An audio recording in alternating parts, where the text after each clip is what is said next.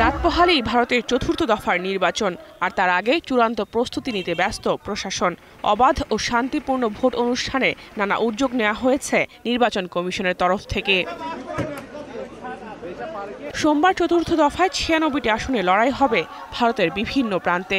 এর মধ্যে 25টি অন্ধ্রপ্রদেশে, 17টি তেলেঙ্গানায়, 13টি উত্তরপ্রদেশে, 11টি মহারাষ্ট্রে, 8টি করে পশ্চিমবঙ্গ ও মধ্যপ্রদেশে, 5টি বিহারে, 4টি করে ঝাড়খণ্ড ও উড়িষ্যায় এবং 1টি জম্মু কাশ্মীরে।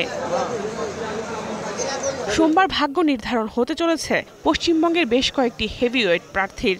তালিকায় রয়েছেন মুর্শিদাবাদের অধীর রঞ্জন চৌধুরী, বর্ধমানের দিলীপ ঘোষ ও নদিয়ার মহুয়া মৈত্র। ভারতের জাতীয় নির্বাচনে এখনও 3 দফার ভোট বাকি। এরই মধ্যে দেশটির প্রধানমন্ত্রী নরেন্দ্র মোদী একাধিকবার বিজেপির প্রার্থীদের সমর্থনে প্রচারে নেমেছেন। রোববার পশ্চিমবঙ্গের হুগলি জেলার চুঁচুড়ায় জনসভা করেন মোদী। ऐसे लोगों को पार्लियामेंट में भेजना चाहिए क्या?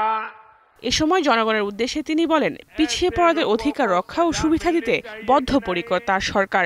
সে কারণে 75,000 কোটি রুপি ব্যয়ে সোলার ল্যাম্প ও জিরো বিলে বিদ্যুৎ পরিষেবা সহ একাধিক প্রকল্প চালু করা হয়েছে।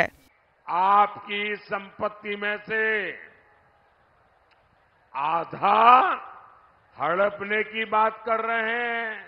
জাহানারা ভুঁইয়া, এখন। कह रहे हैं ওয়ালটন ফ্রিজ কিনে অনেকের মতো আপনিও হয়ে যেতে পারেন মিলেনিয়াল। সেরা পণ্যের সেরা অফার।